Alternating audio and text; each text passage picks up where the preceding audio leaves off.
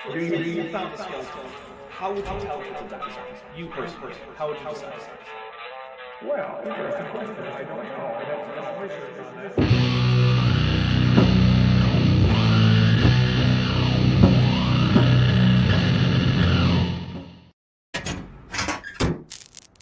We're back, baby! And we are, in fact, back, just like Bender said. How are you there, Vishanti? Really am going to pretend that Bender used a Hanakia to light those cigars. 'Cause, Okay. I was a little stuffy, but I'm definitely not half dead like I was the last couple weeks. Well, I appreciate you coming on for the thing with Kip while still being under the weather. Yeah, well, still feeling like ass. Yeah, because it was a great stream. I couldn't miss that. Yeah. That was really super fun. Oh, you know, that one and the subsequent one, the most recent stream, they're both demonetized. What? Yep. I have no idea why, because they don't tell you why. Well, and there's no way to, like, appeal that? There is, but it usually comes back as, nope, we demonetize it again, without telling you why. Yeah, that's YouTube. What? Yep. So despite the fact that that Kip Davis stream is actually doing pretty well in terms of views, doesn't matter. It doesn't make me any money. Well, it makes a little bit, but very little. Yep, thanks. Honestly. Thanks, YouTube. Man, freaking appeal it. I don't care. Appeal I did. Reverse that, because that's dumb. You only get one appeal. I'm not kidding. And you don't get to tell them about, you don't get to ask any questions or anything. All you can do is say, I would like to have this manually reviewed, please. And then whatever they do is what happens. And they don't actually, a robot does it. I don't know. I can't say that for certain. I'll just say this. It seems hard to believe that some people have taken a look at some of the things that I've lost appeals on and not think that it was perfectly fine. But you know what? I don't know. All right, everybody, we're not here to... Look, and I'm just letting you know that when I do eventually get my channel running, I'm not going to monetize it. I don't want to deal with that crap. Like, if I do decide to make money off of it, I'm just going to open a Patreon. Okay. Because I don't want to have to be at the whims of some, unknowable algorithm. That not even the people at Alphabet know how it works. Exactly. Yeah. Which actually reminds me, I've got a potential jury coming up here, and they always ask, what do you do for work? And I don't even know what I'm going to say, because YouTuber is going to cause, questions. If I say I'm a YouTuber, Video editor. I might say I'm just I'm an independent contractor for Alphabet, which is true. They give me the tax form as an independent contractor. I am legally an independent contractor for them. But anyway, guys, all right. We are here not so much to complain about monetization or what this kind of work legally counts as. We are instead here to take a look. Great way to get your stream demonetized this week. Seriously, yeah. We'll talk about what kind of shenanigans Google is up to, and then suddenly they'll be like, "Oh, we pull your monetization. Weird." But we're really here to talk about Pete Greer. So for those of you who might not know, who might be either here for the first time or have missed the previous Pete Greer episodes, Pete Greer is someone I actually did a series of scripted videos on. He is a pastor at a church in Payson, Arizona. And he also has a sort of small town creation ministry that he's associated with, I guess. It's not one you're likely to have heard of unless you live in the Arizona Highlands, which is where Payson is. It's actually very lovely. They've got a lot of pine forests and lakes and campgrounds up there. It's very nice. If you're ever interested in some camping, I do suggest the Arizona Highlands. They're quite nice. Anyway, but the reason we take a look at Pete Greer and a few other people is because a lot of times I focus on things like what's happening over at the creationist organizations that have PhDs on staff and who write pretend quote-unquote peer-reviewed articles, by which, they pass them around their friends, and then their friends are like, oh yeah, that looks pretty cool, and then they publish it. Which, by the way, is not how peer review works in the real world. Not even a little bit. So we expect them to know that or care. Yeah. In fact, we're pretty sure that the person peer reviewing Ruhif's submission to the Answers Research Journal was the person he was critiquing. So yeah, Amazing. it's pretty great. Pillow Punk, who's been a member for 3 months and is at the annual level, says, "Love the Gottlieb vids so far. Hope they do well when they go public. Consider getting a membership, y'all. It's well worth it." Yes, 3 videos about a guy named David or David Gottlieb, depending on who you ask. Have gone up over the last week. I think all 3 of them have gone up in under a week. Y'all, Dapper's a machine right now, and I don't understand how this individual sleeps, because he is constantly throughout the day, 18 hours, going like, oh, I wrote a script. Oh, I'm editing a video. Oh, I'm uploading frames. Oh, hey, I just started another script. Hey, I'm uploading frames. Hey, I'm doing an editing. I'm like, what are you? How? Yeah, this is that's my 6th video that's gone up for early access this month, and it's only the 23rd. You're like, I still have a week left. Watch me. So anyway, yeah, that's why we're taking a look at Pete Greer. We'll real quick go over the drinking rules, because we are gonna look. I'm gonna have some beer, because you know what? This is basically my Friday. After this, I don't work for another couple days at all. Well, I guess I'll make a thumbnail, but other than that, I won't work at all. So let's see. If Pete Greer says something that's so stupid that we just kind of have to cool our brains off, we'll take a drink. Oh, I also missed DM Teriyaki flavored wing sent at 7:21 p.m. last night. Hello, darkness, my old friend, for $2. Forgot about that. Thank you for the hours and hours ago $2 super chat. If Pete Greer gets something factually correct without it just being a quotation, then we'll take a drink. If Pete Greer tells a joke that doesn't land, or tells a story that didn't happen, for instance, if he confuses an argument that he had with a shampoo bottle with a discussion with a Berkeley professor, say, on, I don't know, an airplane, then we'll take a drink for that. We'll also take a drink if he cites a source that not only fails to support his contention, but actually directly contradicts it. Oh, the South Geek 3D has gifted 5 Dapper Dinosaur memberships. Thank you so much. They went to Tesla Ranger, You know what Trail that means, Mix, folks. Jerry Lotus, Get Mark into it, Rose, get and in. Vagary. Yes, but specifically the Sessile Tunicus. Pelagic ones. No. But we are going to drink 5 times, because one of the other drink triggers is that we will take a drink for each gifted membership. Up to about 30. If 30 come in at once, we're not going to take 30 separate drinks. We're just going to finish drinks. I'll get a new drink, and we'll add 30 to the counter. But here we go. 1, 2, 3, 4, and 5. You know, I'm drinking beer. It's been a little while since I've had beer, and I'm just being reminded, I like beer. Beer is good. Here's proof that God loves us and wants us to be happy. It's true.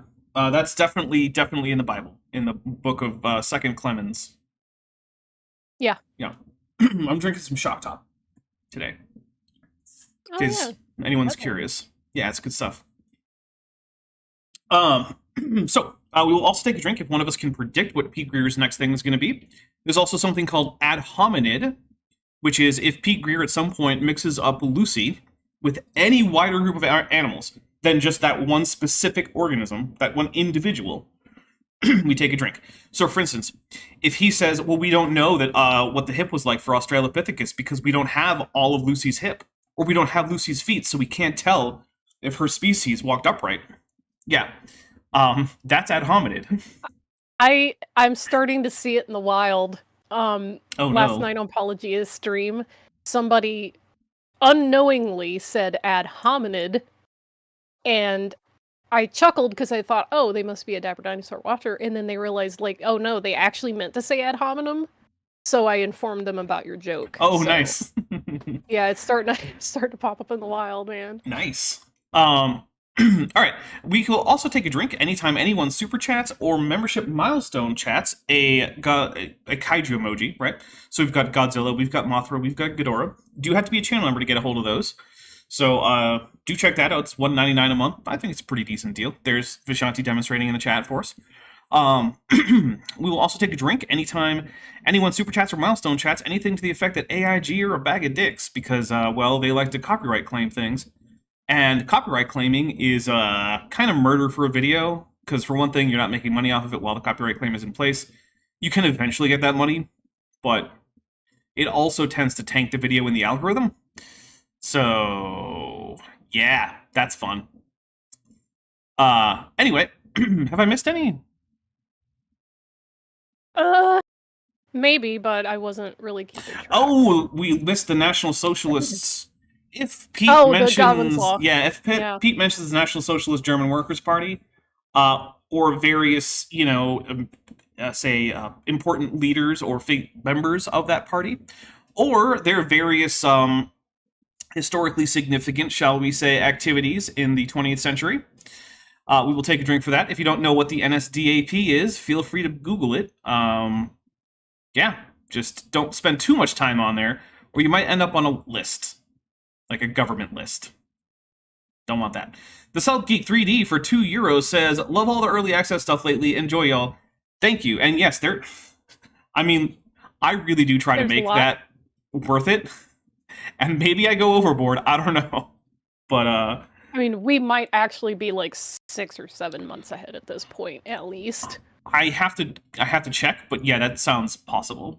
That it could be up to 6 months. And that reminds me of things that were a long time ahead, and I was like, hey, when does this thing come out? The Sal Bitchmade timer just hit 159 days. Mm-hmm.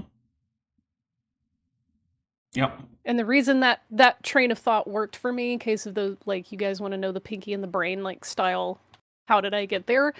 Early access, we saw the Sal's Pal video series early, and I knew as soon as I saw this video series, I was like, yo, Sal has a big storm coming. Mm-hmm. And for months, anytime he would pop up in the chat, I would say, honey, you got a big storm coming. And he didn't know. And then he was like, oh, I'm going to be there. And yet. And you would also ask me at least once a week, hey, when are those Sal videos coming out? When's those videos coming out? Hey, when's those videos coming out? Hey, Dapper, when's the Sal's video coming out? When's the Sal's video coming out? It was like months. It was. By the way, Asta Ryu, there we go. I've been putting the syllable break in the wrong place. Who's been a member for 6 months and is at the Amniote level, says, Answers in Genesis picked a peck of pickled eggplants. Too bad their bag was already full. Nice. Real life. I wonder if you can pickle eggplants. What are those like? Sounds cursed. I don't know. I like most pickled things. Eggs, carrots, cucumbers. Anyway, radishes. I like pickled radishes. Like pickled daikon radish is so good. Pickled ginger. Yeah. Anyway. It would have escaped God's judgment. Oh, right. We're talking about... You got a chat. You got a super chat. Pelagic, get book titles Tunicate for €2. First says Pelagic Tunicate loves Dapper, which, okay, maybe they do. I don't know. And AIG is a bag of dicks. So we will take a drink for that. Yeah, as the chat is quickly pointing out, you can pickle eggplants. You can pickle pretty much anything. You can pickle many things. Mm-hmm. Yeah, you can pickle anything if you're not a coward. And does eggplant kimchi exist? I bet it does. I'd eat that. Almost all my neighbors are Korean. I bet they'll pickle eggplants for their kimchi. I've actually been kind of thinking, like, maybe I want to make some eggplant parm. Do it. Because it's really good. And it's a nice vegetarian meal. You yourself can be in a pickle, as Cliff points out. By the way, guys, so Pete Greer is talking about why the flood had to be global and not local. And most of it comes down to, well, it wouldn't have killed enough people if it were local. Which, guys, I'm sorry. This flood wasn't genocidal enough. We gotta scale it up. Sin.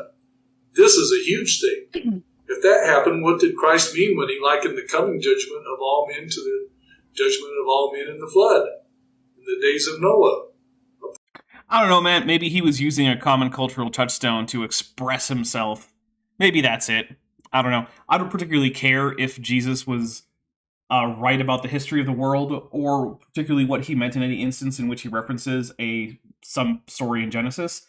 But, like, if you want to hold on to your particular theological claims about, like, say, the deity of Jesus and the salvific work on the cross and all that stuff, that's great. Cool. I don't care. Fine. But just do it in a way that doesn't result in you denying, like, just obvious physical reality. How about that? Just do that. Challenge level impossible. That's the thing, though. It is for him, but like it's not for everyone. I mean, we have Maddie and Bent on here regularly who have managed it. It's like it's not impossible. You can be a Christian and you can find interpretive frameworks for the Bible that don't require you to just reject reality. Partial judgment in those days means a partial judgment to come. It messes the whole theology of the Bible up. So, and he would have repeatedly broken his promise. Yeah.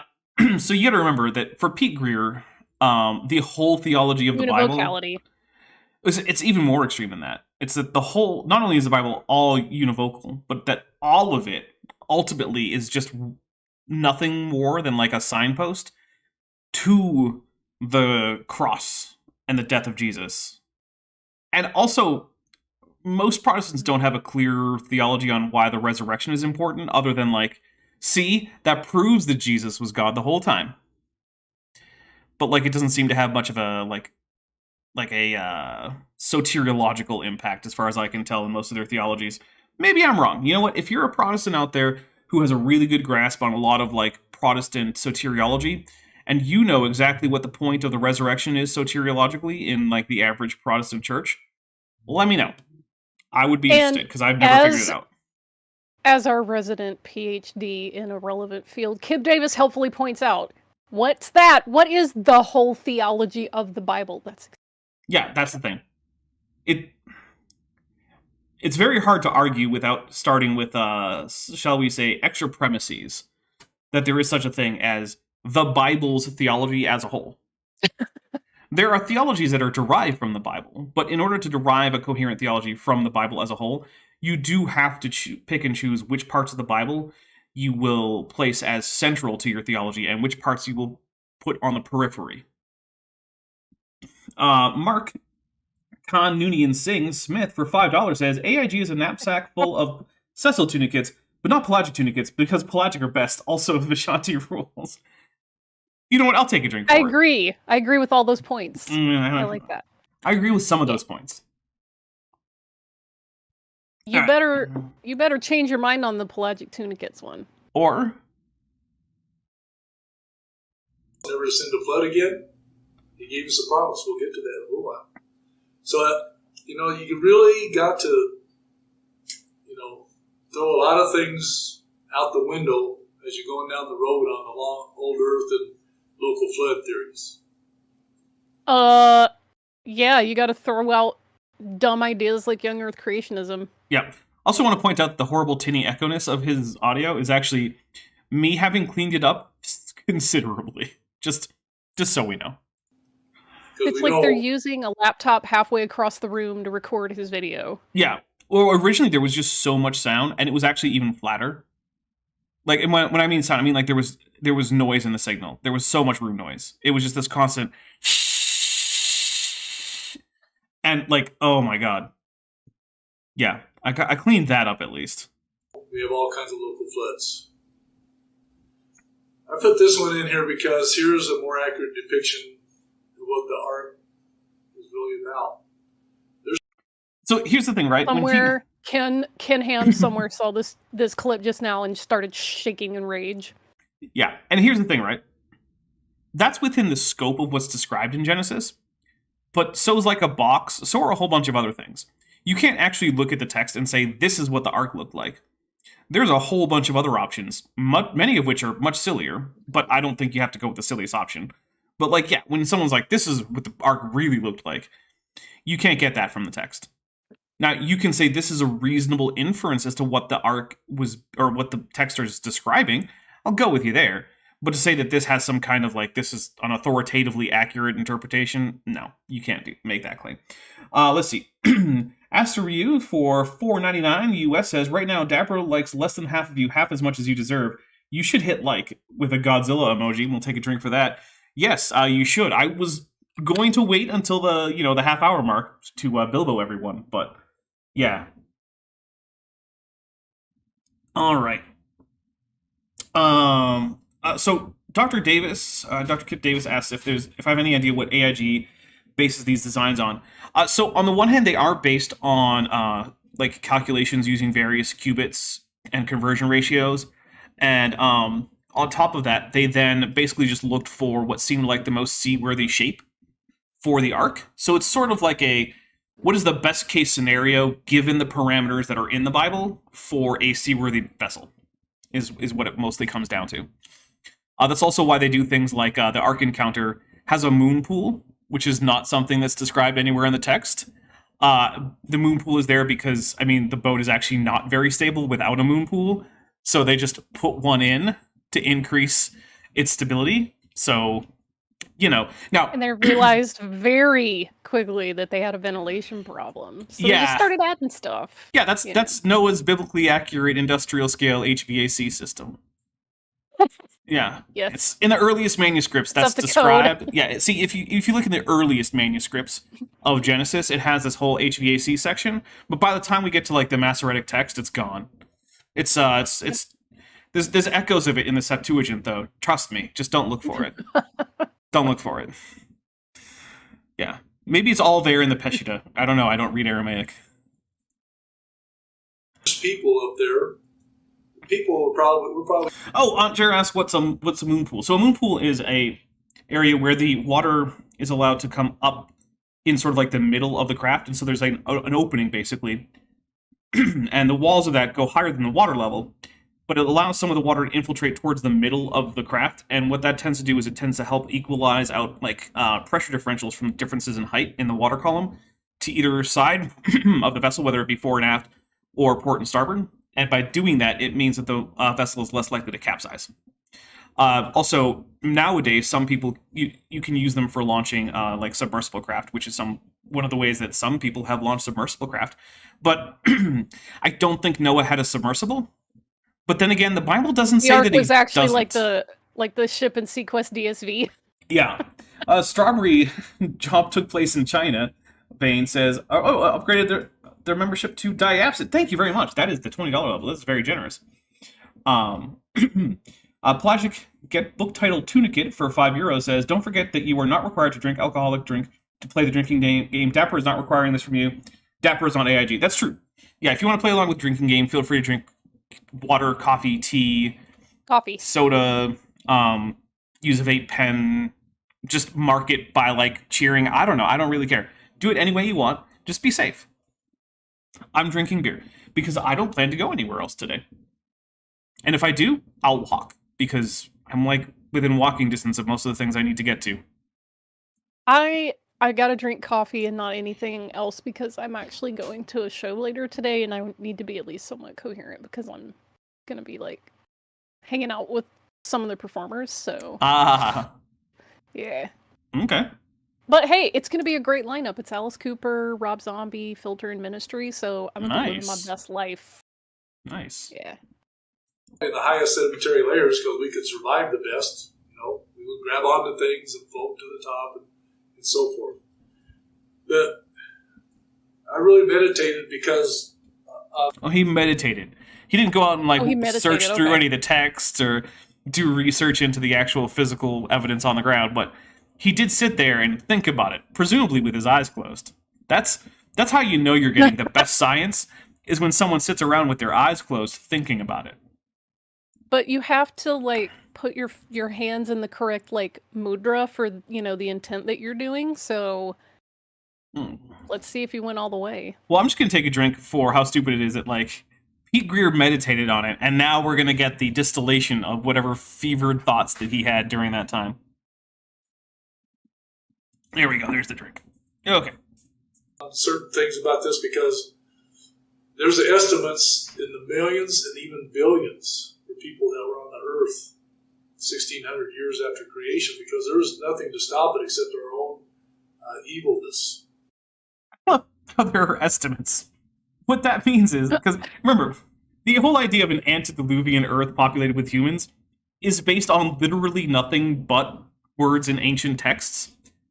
It's not based on anything like actual estimates of paleo-environmental carrying capacity for Homo sapiens or an archaeological record of antediluvian humans. It's not based on any of that, right? So when he says there are estimates, what that means is someone put their finger in their mouth, stuck it up into the wind, and was 1.6 billion. That seems about right. And then Pete's like, Oh yeah. 1.6 billion. Sure, we'll go with it. I'm taking a drink for like, there are estimates. Yeah, based on literally nothing. I just reached into a little hat and drew out a like ping pong ball with a number on it. That's how we got it. Aster Very You scientific. for $9.99 says, I'm playing with the drink of the gods, Pepsi Wild Cherry. Oh wait, sorry, God. Wouldn't want to get AIG's attention with paganism. That would be an AIG move. Thank you. I haven't had Pepsi Wild Cherry in quite a while. Maybe I should get some. DM. Well, I think most of you probably know by now I'm a Coke person, so not a big deal. So I'm Sure. overall a Coke person, but that's mostly because I like it better when mixed into liquor. But like on its own, I don't have as strong a preference for Pepsi or Coke.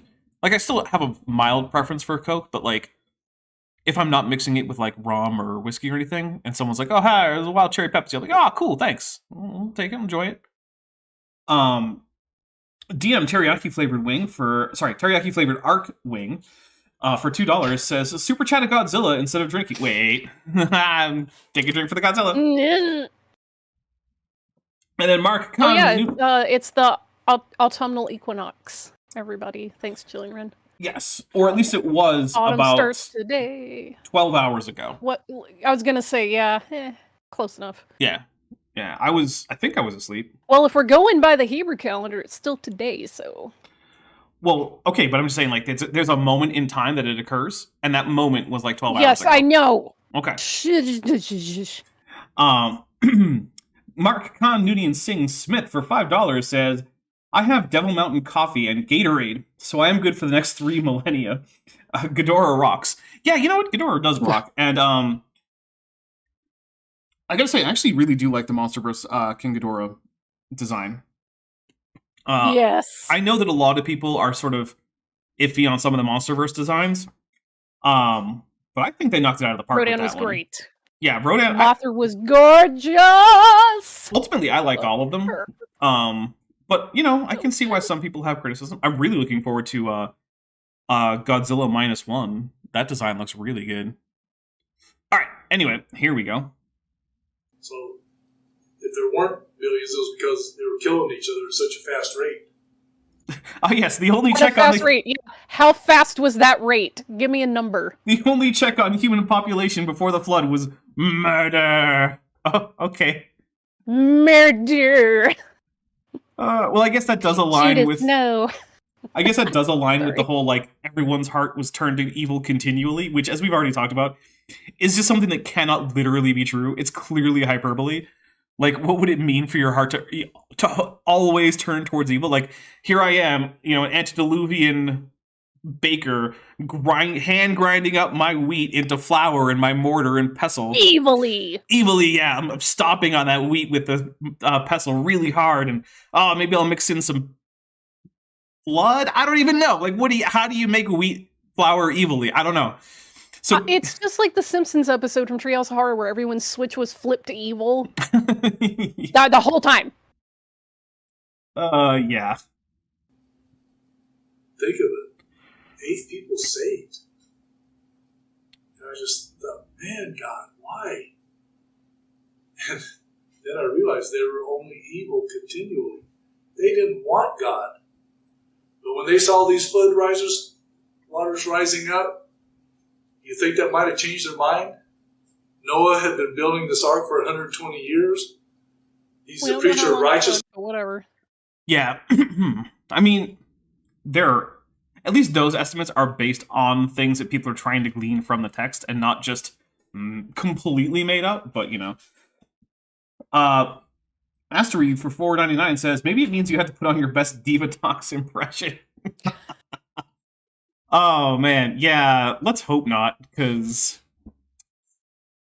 that could get really hammy and really cringy really fast if everyone had to do their best Diva Talks impression. My goodness. The Silu for 20 sex, thank you very much. I always appreciate when people send over the sex.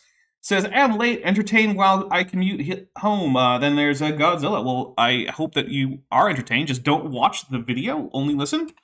But here's a drink. I'm entertained. But yeah, just be safe. Don't crash. Richard Taylor in the chat says it's basically the Purge forever. Then Ark. Yeah, that does seem to be the imagined thing. But here's the thing, right? Like, you can't actually maintain a society on, like, purge rules, right? Like, that's not how things work. Yeah. There has never been a society that worked on basically the purge rules, where it's just like, just whatever, kill everybody, it doesn't matter. Turkey Sloth has just become a member at the tetrapod level. Thank you very much, Turkey Sloth. Magic tunicate time! Or Cecil tunicates, that's an option as well. You can do those, the better tunicates. Or tetrapods, which is really the most proper. Especially since Turkey Sloth joined at the tetrapod level. So yeah, like, you just can't have a society of, like, just constant, like, murder and mayhem, because it just collapses in on itself. And you very quickly realize that it would be better for everyone if you set some, like, minimum boundaries on behavior. So yeah. It's one of the reasons why a lot of, like, dystopian literature doesn't make any sense at all, where it's like, so I'm sorry, you're just killing huge swaths of the population that you're relying on to produce whatever you need for the, the oppressors. On behavior? Yeah. I was assured by every edgelord atheist on the internet that religion was made to control people, and I'm made to understand that that's bad, so... Oh, yeah, no, we can't have boundaries on behavior. Despite the fact that... Behavior. Controlling people's bad. Just let everybody run wild. It's fine. Yeah, can't, no. So maybe it was just that action, or maybe he was actually telling them, God's going to judge this earth, you need to get on this boat with me. Which isn't something that's in the text of the Bible. Although, interestingly enough, it is in the text of the Quran, so maybe Pete here should just become a Muslim. Because the Quran says that Noah preached about, turning back to God. But the Bible doesn't. When I say get on it, I think there's probably a lot of people that repented of their thoughts and actions against God in the past and called out to God at that time. And even though they weren't saved speculation. This is just wild speculation. Yeah, although to be fair, he did say, I think, at the beginning of it, so he is prefacing it as speculation. So, I mean... like, how is this relevant, bro? It's not. By the ark, I don't think God rejected them at that time. I think the Bible says that whoever calls upon his name will be saved. And it can be at the... Yeah, just not from the flood, apparently. I was gonna say, doesn't the narrative explicitly state, like, a few verses before that, like, people didn't know his name? Or maybe they were calling on it in the wrong way? I don't actually remember. I remember doing a midrash on that once. I'll get back to you on it. I have to go find my notes. They're in the, like, notebook downstairs. Fade to Grey, continuously evil napper. Yes, take those evil naps. Says AIG is a Sacapelagic tunicate that think that GIF is pronounced like peanut butter, as in GIF, which of course it obviously is not. It's GIF. Let's not start this again. But we'll take a drink. No, just no. Look, as I've said, Vishanti and I don't have to agree on everything, and she's allowed to be wrong on this. It's fine. Well, I mean, it's okay to be wrong on things when you completely disregard the person who invented that thing. But, it's fine. Dapper doesn't have to listen to people who invent things, so... That's true, I don't. I mean, like, I don't listen to Edison. That's fine. I don't. But, like, you know what, I'm just... Last minute. We know that from the thief on the cross. So, that, is so in line with the nature of God that even though it's not scriptural, I truly believe that every judgment he brings is to bring people to him. It's not to eternally condemn them. Yeah, but Pete, aren't you one of those sola scriptura types? How are you going to start putting in things that aren't scriptural in there? That's why I'm like, this is just wild speculation. You're writing your own fanfic. Yeah. Take some of these people heading for an eternity without God and bring them into the kingdom. I think a lot of people will go see got saved when the door was closed and the floodwaters came. I don't think he actually has a clear, like, soteriological account for, like, incarnation salvation of people. It's another one of those things that, like, I don't know if there's ever been a really good, clear explanation of how that's supposed to work. Because non-Protestant Christians who usually believe in, like, the descent into the afterlife of Jesus during the time that he's in the tomb, at which point, people who were faithful servants of God are brought out of the just general the grave afterlife. And then, that's their salvation. Like, that seems to be a thing that tends to be rejected by Protestants, which leaves them in sort of a weird position. Well, it's so weird because, like, I spent a lot of time as a musician in a Southern Baptist church, and when this question inevitably came up, they would cite that verse and say, like, oh yeah, Jesus just went and preached to the people in hell. Well, then maybe they are taking They won't say just generic underworld. They'll just talk about, like, hell or some kind of vague, like, holding pen, and I'm like, I don't think you guys realize where you're going with this. Well, in the Greek, it says Hades, and that's sometimes translated as hell, but, like, it's also translated that way to translate the word Sheol in, like, the Septuagint, and that's probably closer to what's meant, is, like, this sort of vague afterlife place where people just sort of exist in a, like, half-conscious state. Yeah, because they didn't want to go for something that sounded like purgatory, because that's what the Catholics did, but yes. they never could quite figure it out. Yeah. Asteru says, I'd go with the evil GIF pronunciation. Okay, yeah, that is the evil pronunciation. The evil pronunciation is GIF. No, that is the proper pronunciation. No. Strawberry. That is a heresy. Well, you know what? I will issue my edict of anathema against you later.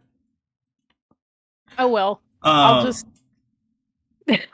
just write 95 reasons why I think that your edict is dumb. Go nail it to the door of your house. This is dumb. Here's 95 reasons why. Strawberry job took place in China vein for $5 says everyone repented when they saw the water rising and God still genocided them anyway. Hooray! Yeah, including all the babies. Hooray! Pelagic Get Book Title Tunicate says generic graphical Gonsons is AIG. Nice. We'll take a drink. No, he spelled it AIJ. Oh, yeah. Generic graphical Gonsons is AIJ. AIJ. Nice. Answers in the Yahwist source. Ooh, there you go. And we'll wait and see if I'm right or not. If Kip didn't laugh at that, I will be very irritated. Floating around on the water, just going to and fro on the earth. At the end of 150 days, the waters decreased and began receding. They're still floating, though. DM Teriyaki flavored Arc Wing says for $2, turtles are the best tetrapod. Thank you very much. Like tetrapod. 150 like days. turtles. How many people have ever heard of a 150-day local flood? Anybody hear of that? Where that would float a boat for 150 days? Yeah, lots of them. There are gigantic floods that are like once every 10,000 year floods that have happened on Earth, and I can guarantee you that they would float in a boat for months. But so what? I guess. So here's the odd thing to me, right? I don't particularly care what textual reasons a creationist has for saying that the flood is local versus global versus whatever, right? Because, I mean, there was no global flood. We know that for certain. Right? There's no question about that, right? And so you can insist that the text is implying a global flood, in which case, okay, great, then the text is wrong. Or... Impossible. Yeah, no. I think that, like, that's what the text is probably describing. But if you want to hold on to the text being true, you're going to have to allow for some of that stuff to not be literal. That's the only option you have. Impossible. You can abandon the truth of the text. You can accept the truth that the text is being fairly literal when it says the whole earth. Or you can accept that the text is true, and you're going to have to be less literal. I mean, those are your options. The other options all leave you being absolutely, definitely wrong. The other ones leave you only maybe being wrong. Where you can't find land. The ark rested in the mountains of Ararat on the 7th month and the 17th day. Now, notice, the mountains of Ararat. A lot of people say Mount Ararat, but the Bible doesn't. It says the mountains of Ararat. Once again, the whole face of the globe has changed, so we're not real sure we even know what they thought was Mount Ararat at that time. Okay, What? I'm gonna take a drink. Hold on. Goodness. So here's the thing, We right? don't. I've heard that claim being reasonably made about, like, when the Bible says that the Garden of Eden, there's like 4 rivers issuing, and like one of them's the Euphrates and one's the Tigris, and like we know where those are. I'm like, oh, but around the time of the Garden of Eden, they probably just had different rivers, and that was the name that they gave to some rivers, and then people gave those names to other rivers later. Okay, that at least is barely coherent, right? Because after the flood, sure, great, the whole landscape has changed around, and then people get off the ark, and there's a new landscape, they find new rivers, and like, I guess this is like the Tigris and the Euphrates from back in the day, so we'll call them that. All right, that at least is internally consistent. But this one, these are mountains that are post-flood mountains, according to Pete Greer. And so what? People just... Like, there's not new mountains that are popping up all over the place post-flood. At least not according to most creationists. Plus, there's no, like, further, like, whole-scale rearrangement of the topography of the Earth, according to most young Earth creationists. So how did they lose track of the mountains of Ararat, and then later misapply them to some other mountains? It doesn't really work. And also, when you get, like, information about where, like, the plain of Shinar is, which is over in the east compared to where the authors of the text are, it ends Obviously, that's China. Yeah, well, even Kent doesn't say that the plain of Shinar is in China.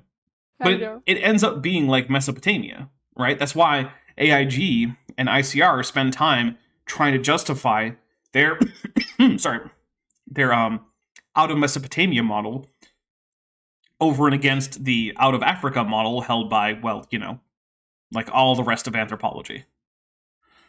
Which, yeah, like, I don't understand how you can reasonably, even from a literalist perspective, come to the conclusion that the mountains of Ararat that we know of today aren't the same ones that were known as the mountains of Ararat anciently. I just don't know of a good way to get from A to B.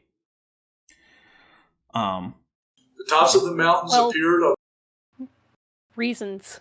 Yes, reason. Because it would be convenient for him if we just didn't know. Yes. Because then we can put Reasons. all those weird contradictions into a little black box that we don't have to look inside, because we just don't have that answer. Don't worry about it. But the answer is God, in case you're wondering. The 10th month and the first day, so notice they had a couple of 2.5 months there that they were waiting for the tops of the mountains to appear. And then it tells the exact age of Noah again. He was 601 years, 1 month, and 1 day old when he removed the covering of the ark and saw dry land. So on our current calendar, it's just over a year that they were on the ark. As opposed to what calendar that would put that at less than a year? What? I'm just going to take a drink from Pete not knowing about calendars. He definitely doesn't know about the Hebrew calendar. Yeah, because if anything, And the Hebrew calendar is... I'm going to challenge him in the past... Shut up. To do the challenge where it's... Was this pre-flood 7th month? Or, pre-Exodus 7th month? Or post-Exodus 7th month, when God, like, kind of rebooted the calendar? Do you think Pete Greer has ever heard of a leap month? Maybe. I would but be I shocked. definitely don't think that he knows about the debate in, like, rabbinic Judaism about whether the 7th month was Tishrei, which we're currently in, or not Tishrei, we're in the 7th month, whatever. If he thinks about whether it's the post-Exodus counting of months, Kip knows about this probably, or the pre-Exodus calendar. So, yeah, you know what? That train of thought made a lot of sense in my brain, and something happened between my brain and my mouth, and something went completely wrong. Oh, by the way, Kip Davis says the Tower of Babel story is inspired by the Nebuchadnezzar II's Neo-Babylonian Empire.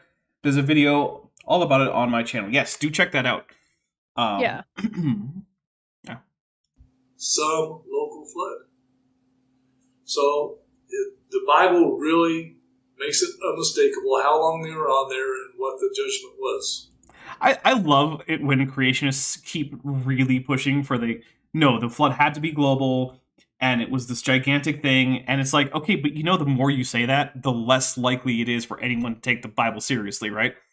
because you're really pushing hard for something we know to be nonsense to be what the Bible is saying, and it's like, okay, and you also want me to take this book seriously as your source of knowledge about all these theological concepts, right? The one that gets the history of the Earth completely wrong in the first part of the book?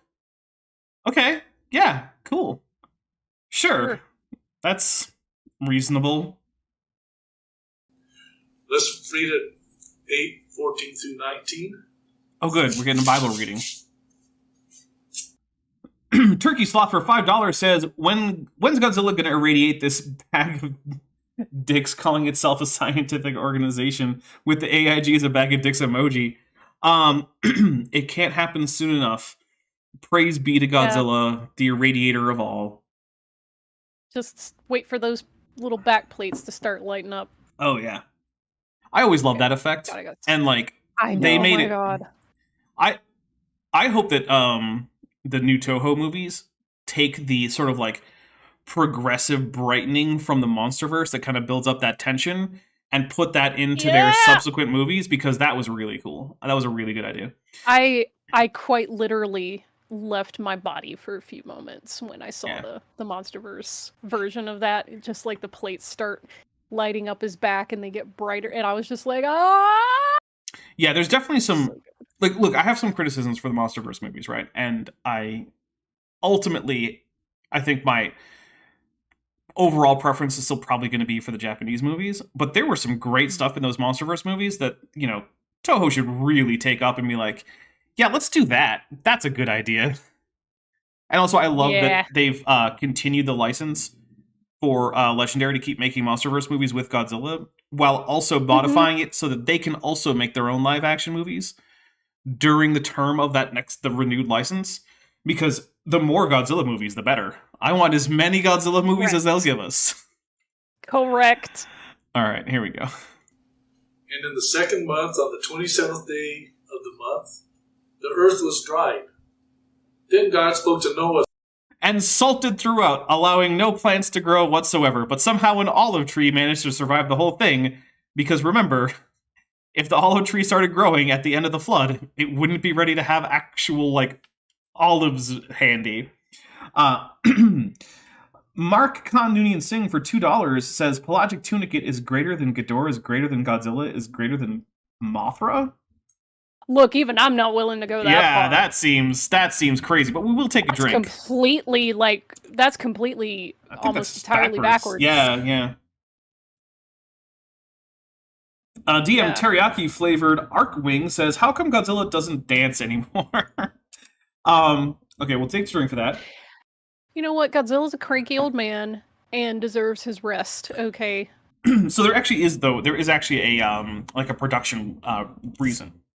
So over the course of the Showa era, after basically the second Godzilla movie, the Godzilla franchise started to be more and more heavily marketed towards children. And so by Godzilla versus Monster Zero, basically it had pretty much fully become just kids' movies. And that was where we start to see Godzilla doing things like having a victory dance. Or later on in the Showa era, doing things like having handshakes. Surfing? Surfing. Well, not real surf. That was actually from a Dr. Pepper commercial from the US, actually. Okay.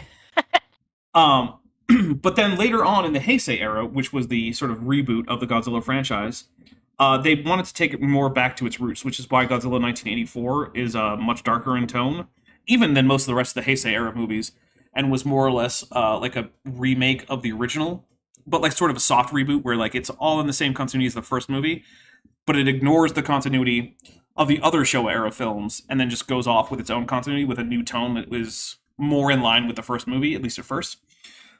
So yeah, that's why basically with that reboot came a reset in the tone. And so those those late Showa era movies, which are early in the Godzilla franchise history, that's not complicated.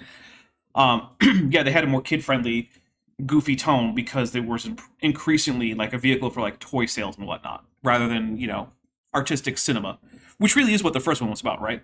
The whole thing is an allegory for the horrors of nuclear bombs and wars and, the horrors that such things can inflict. in a way that would pass by the US censors who were still in charge of Japanese media at the time and would absolutely not let you make a movie about how bad it was to drop nuclear bombs on Japan. So if you made it a monster, there you go. Thanks, US.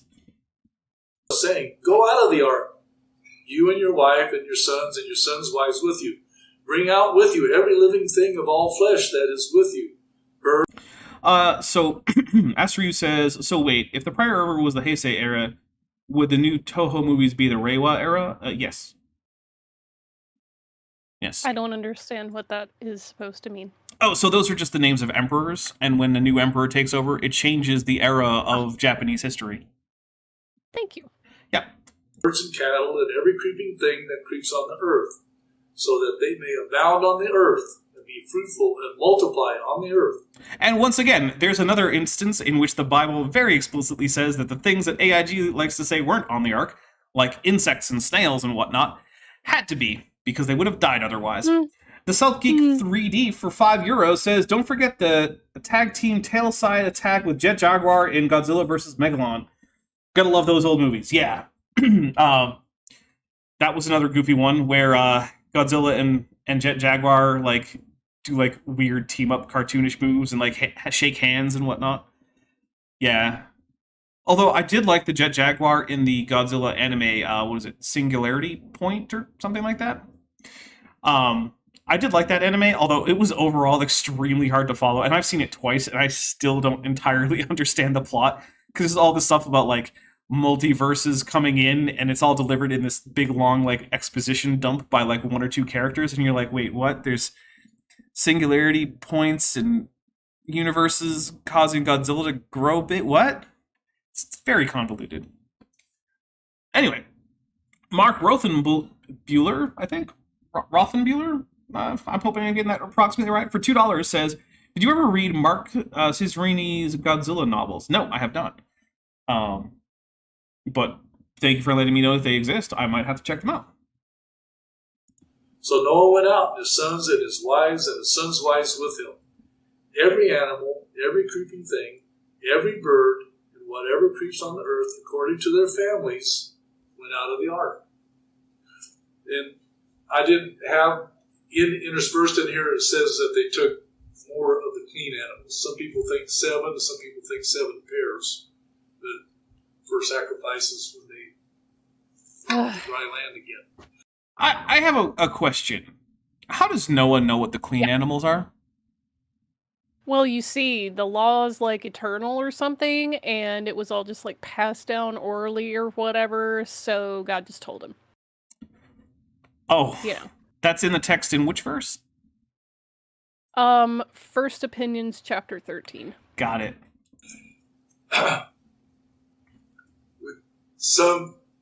estimates for the number of animals on the ark was 30 to 60,000 that I've seen, just considering the... By the way, these are, once again, estimates that are based on literally nothing, but we'll talk about it right now after I take a drink, because once again, just estimates, and he just leaves it at that, not bothering to point out what those are actually based on. DM Teriyaki Flavored Wing says, also Raymond Burr was there. Yes, the American release of Godzilla 1984.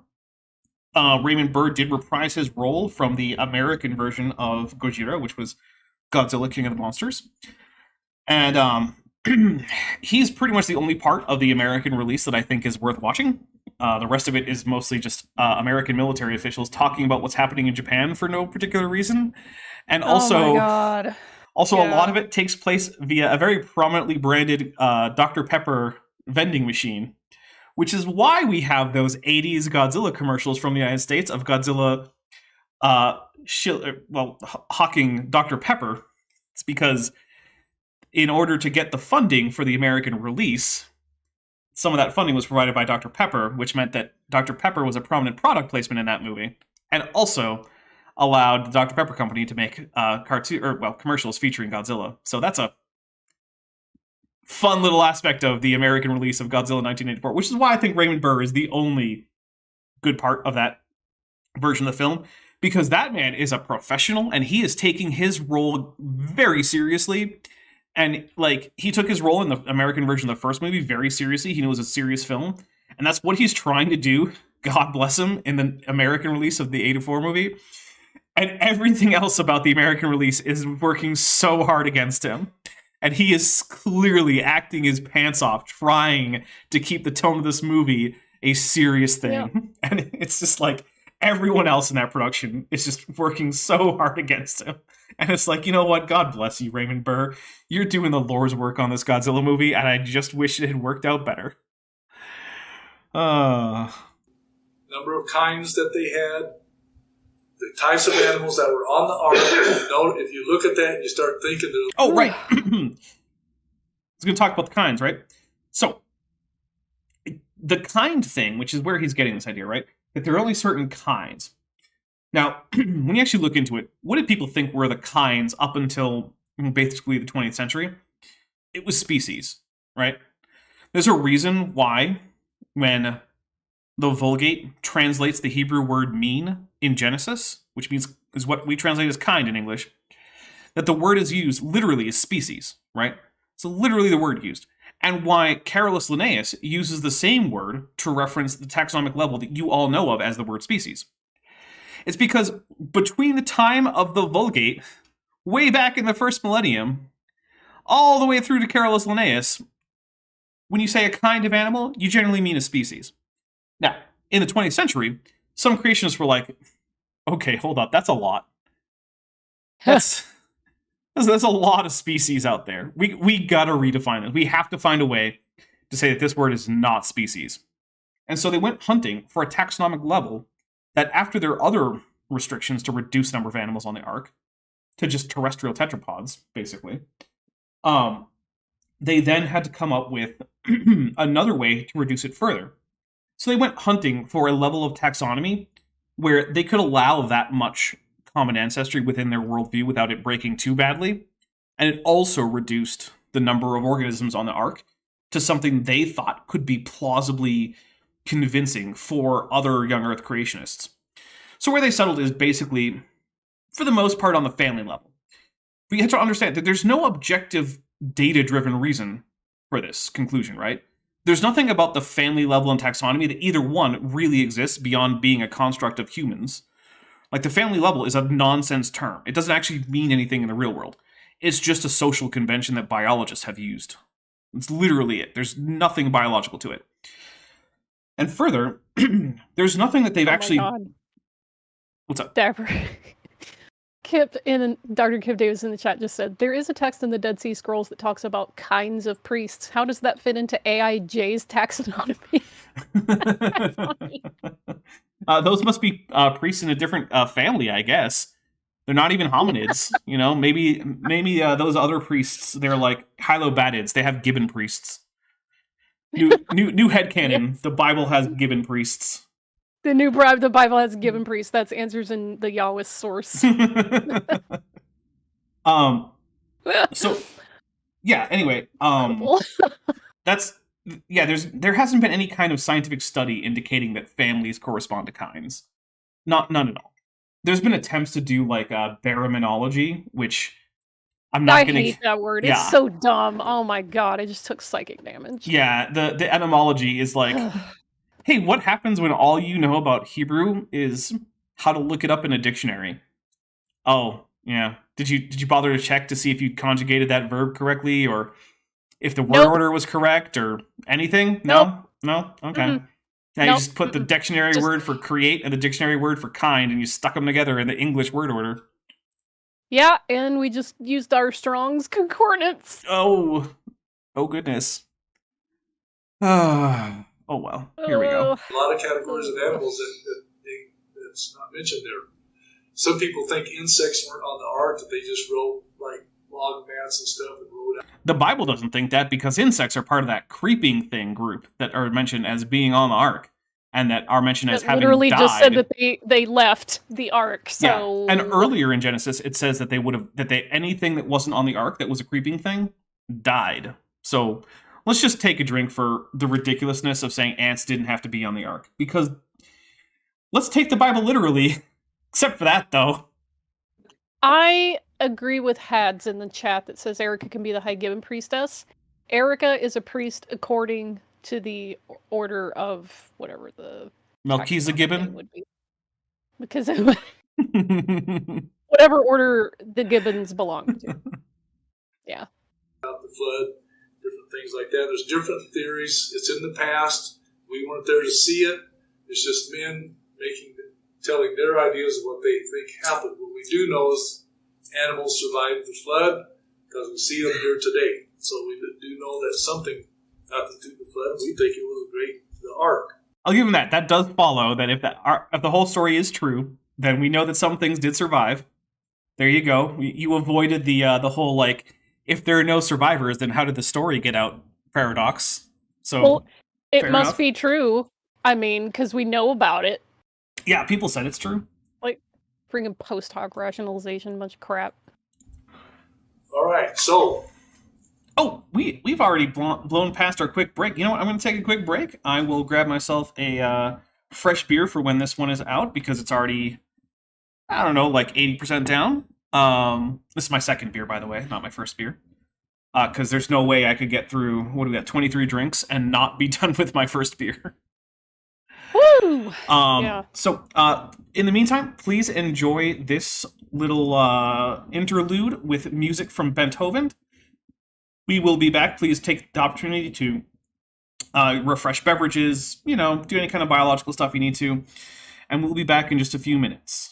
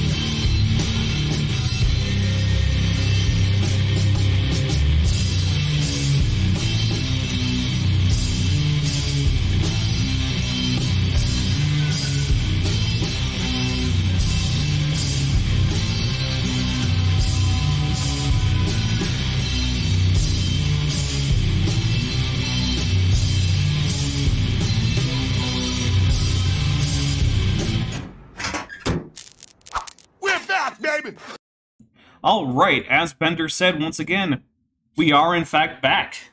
So, before we jump right back into it, I do want to say that, first, I want to say thank you so much to everyone who is helping support this channel.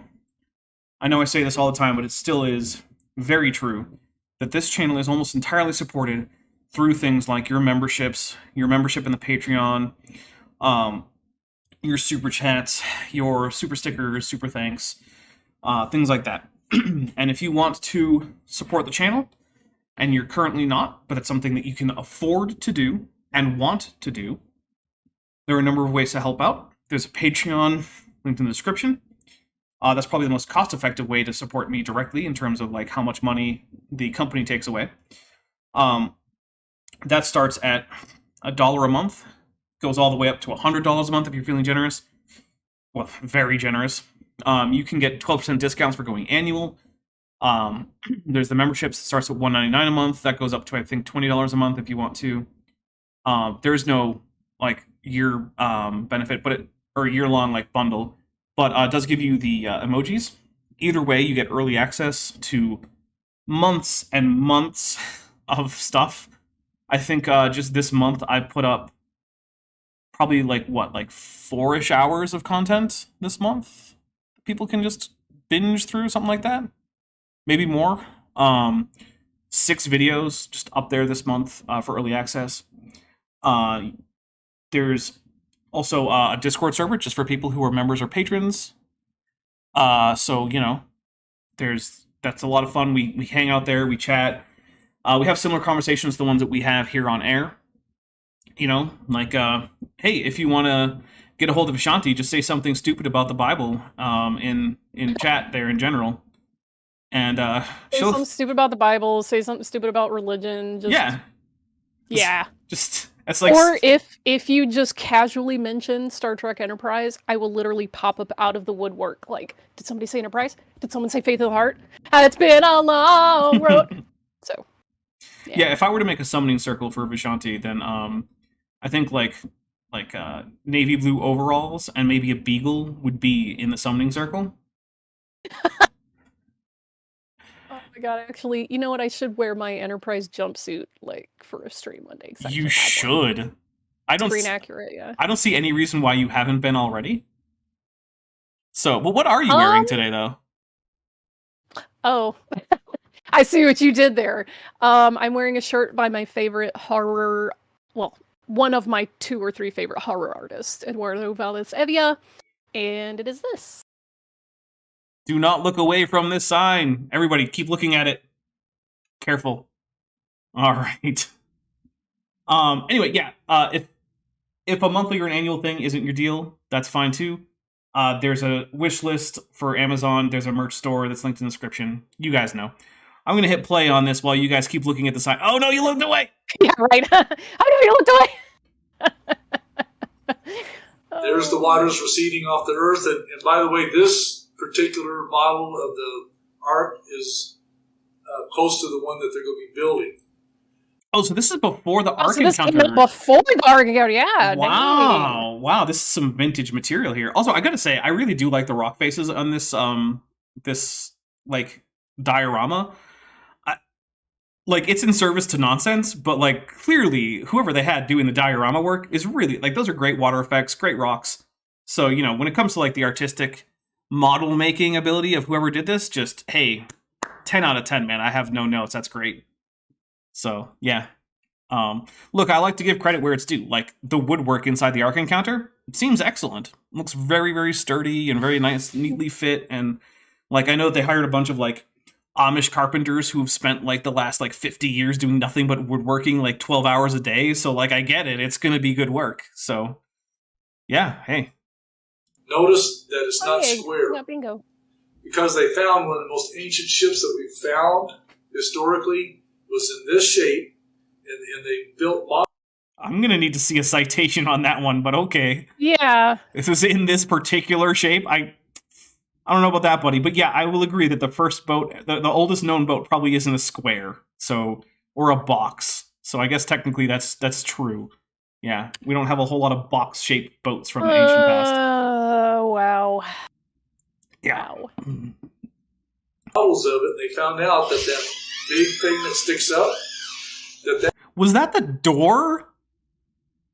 Someone needs some WD-40 on that thing. Seriously. Wow. By the way, WD-40 is conductive, so be careful if you spray it near electrical components. Ooh. Yeah. Have you seen the chart that it's like a flow chart where is it moving?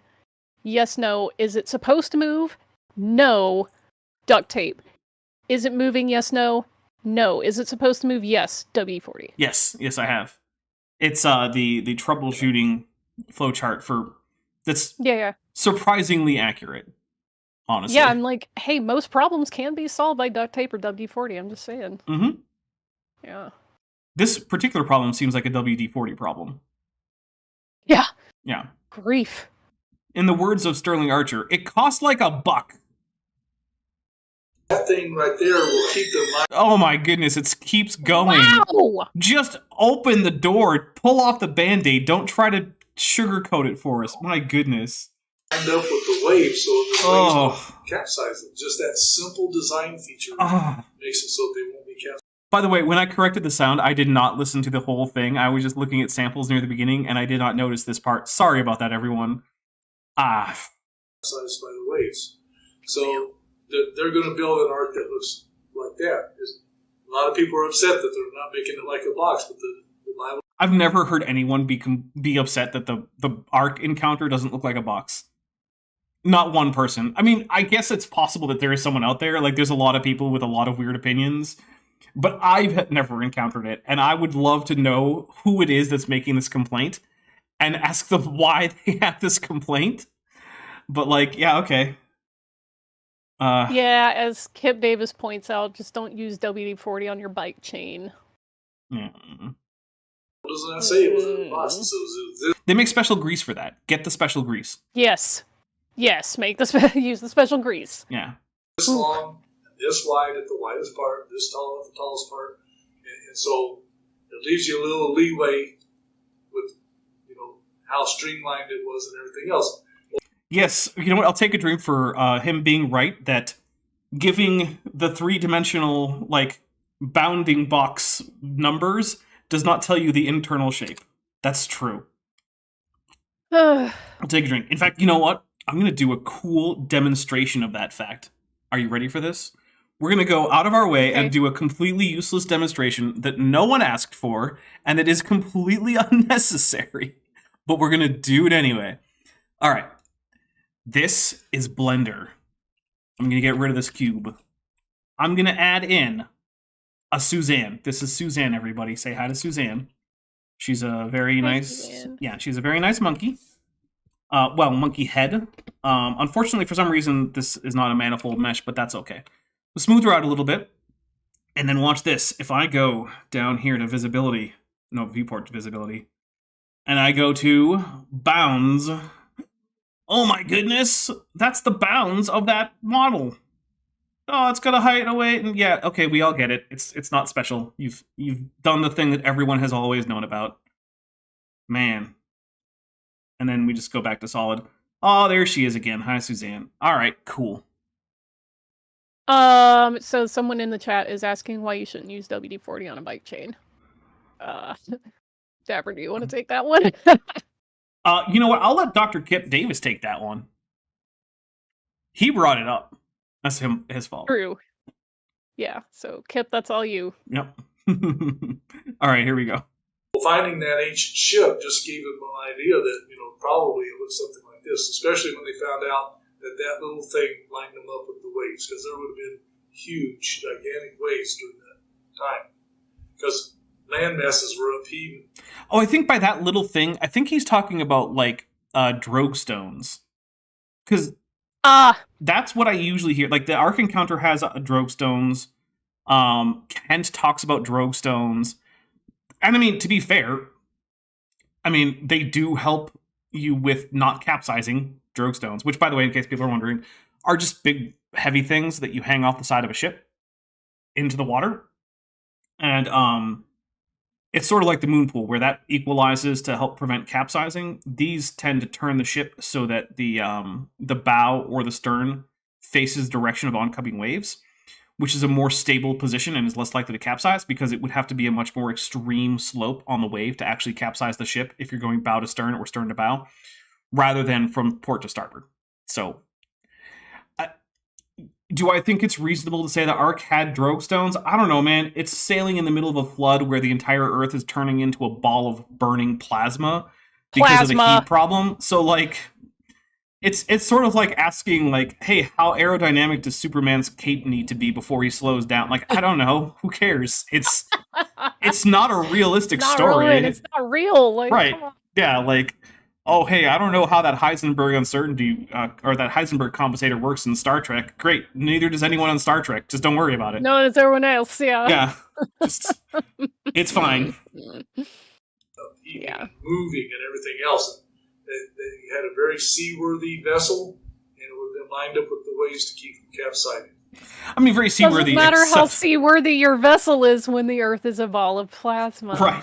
Plus, there's the fact that it's actually not very seaworthy for the very simple fact that it's made of water. I'm sorry, made of wood, which made will of wood, yeah. open up gaps, and it will flood, and there is nothing you can do Yeah, about but it. they covered it in pitch, Dapper. The text said so. I forgot, because pitch never gets, like, old and dries out and then cracks or anything. That's not a thing that happens. Well, no, it wouldn't get old and dry and crack. I mean, it's like a flood. There's water everywhere, right? Yeah, except that, you know, drying is, in this case, is more of a chemical reaction than, like, an actual drying out of just airing out. Kind of like how you can set concrete underwater.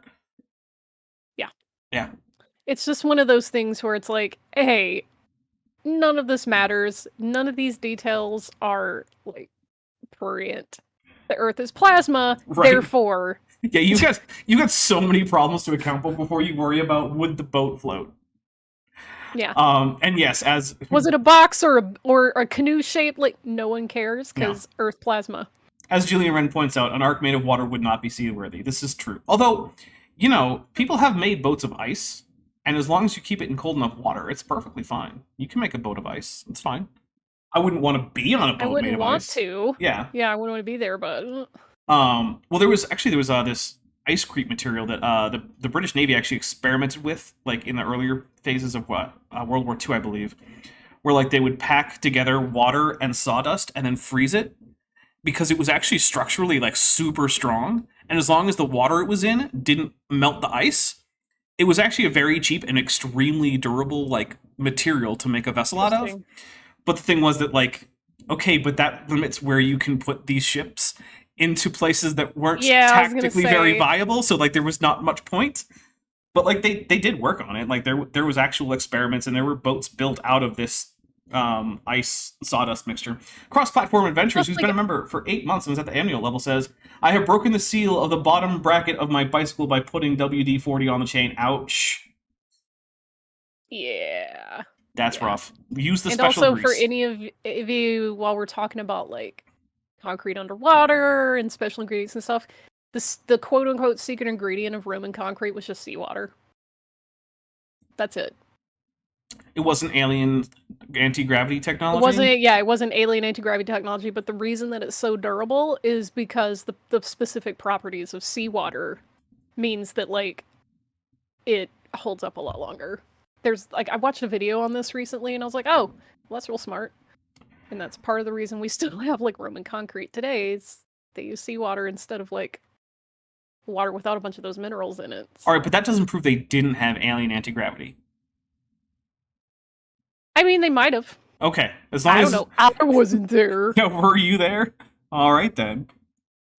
So there's the water, there's got Noah salt in coming it. off. Notice that they put the door in different positions on different diagrams. It just says it's in the side of the ark. I hope it's not well below the waterline, like in this image, because, like, that's not where you put the door to a ship. That is a really bad place to put it. Did you want the ship to float? No? Okay, then yeah, sure, put the door wherever you want, buddy. Well, also, doesn't it, like, I heard a bunch of apologists making a point, like, God closed the door, like, himself, but Noah pushed it open, so what does this even matter? Like it was a magic door. What the heck? Yeah, I don't know. Maybe it was easier to open than to close. Maybe. Yeah. Alien technology. Yeah, maybe it had a latch on the outside, and once everyone was inside, God had to undo the latch to close the door. Sure. I mean, I'm just making stuff up too, so, you know. If they can do it, I can do it. Diagrams have the ramp going up into it. It doesn't say precisely, so you'll see the doors depicted in different places. I'm going to guess the door wasn't below the waterline, Pete. That's just my wild guess. I don't know. So they get off the ark. Now, this is where the Bible is really silent about what happened for... Yeah, because there's no way to make it make sense, because you've got, like, one pair of each family of herbivore. They're immediately going to be eaten by every carnivore. And also, you've got to do things like get animals to their current native environments. Now, to be fair, the people writing this story, their entire universe was like the ancient Near East, right? Like, yeah, it kind of... Okay, you might have extended all the way to, like, Ethiopia in the south, and, like, maybe parts of definitely parts of Anatolia into like Persia as like the most extreme in the east that you're getting. Realistically, they probably had stories about lands farther east than that, but like their entire realistic conception of the globe, where they could say like what kinds of animals live here and whatnot, was like Northeast Africa, the Middle East, and like a few parts maybe of the most extreme southeastern Europe, as well as like Anatolia. Even if you want to be super charitable and give them all the places that the Phoenicians sailed to, so like you could just go all the way around the Mediterranean, that's fine. Still didn't know about kangaroos. Yeah, and so when they say that Noah had all the different kinds of animals, that's a very small subset of the animals that are actually in the world, right? You don't have to do a whole lot to account for how those animals could get to those places, starting in Anatolia, which is where the mountains of Ararat are. So, like, okay, yeah, sure, the bears and the lions and the whatever get off. They don't even have to know about tigers, because they probably didn't know about tigers. But, cheetahs, I guess, sure, camels, giraffes, elephants, gazelles. Yeah, all those get off the ark. That's fine, cool. They spread out there. There's land all the way there. But then you get to things like... Kip just said it's like 27 animals. Yeah, like, it's not that bad. Yeah. But then you get to, like, the 20th century, and we're like, oh, so, like, so kangaroos and... herons and cassowaries and capybara. Yeah, how did those get all those places? Yeah. And there's no good answer. Although I do love that some of them are like... they were launched by volcanoes. Yes. Suborbital wombats. Volcanoes. You get a suborbital wombats. It's so good. It's just like, okay. Like, no, they didn't surf. They did something way cooler. They got shot out of a volcano. Like, this is way, way more metal. It is way more metal. I don't know that it's way more realistic than just vegetative mats. But hey, okay. My Unfinished Journey for $5 says it would be as seaworthy in a sea of plasma as any other boat. Checkmate atheists. Okay, you have a point. That is true. That is true. Pibblepunk for $2 says, could God build a boat even he couldn't sing? Amazing. I am not going to get into different definitions of omnipotence here, so I'm just going to go with depends on what you mean by omnipotence. I love this chat so much. We do have the best chat. For a while there, we just know that he sent out the birds, and he finally got an olive branch back, and then next time he sent them out, they didn't return to the ark. So he went, okay. Hey Dapper, how long does it take an olive tree to grow from like a sapling to fruiting status? A few years at least. It's definitely a multi-year process. Yeah. Multi-years, huh? Yeah. Multiple years, more than one. Yeah, and we've so far had less than one. Huh. Yeah. In fact, seems actually to get all the way to the point where like you can actually use it commercially for like olive oil or selling olives, it's actually quite a while. It's quite a long process. Mm-hmm. Yeah. There's one of the reasons why you don't see a whole lot of olive grove startups is because starting up an olive grove is a long-term investment. This is true. Yeah, it's not like starting up a vineyard where it's like, oh, next year I'll have a good crop of grapes. It's like, no, man, you're going to be waiting a while. Astryu for $4.99 says, if AIG got shot out of a volcano to Australia, would it be a suborbital whatever a group of tunicates is called? Yes, I'm going to go with yes. I'm also going to take a drink for that. Let's see. Pelagic get book title tunicate for €2 says, how did dodos win back without extinction? I'm not sure I understand. How do they win back? I'm not sure what you're trying to... Maybe rephrase and tag me, and I'll see if I can... I mean, if you're asking how they got to Mauritius, which is where they lived, I'm going to go ahead and say presumably volcano.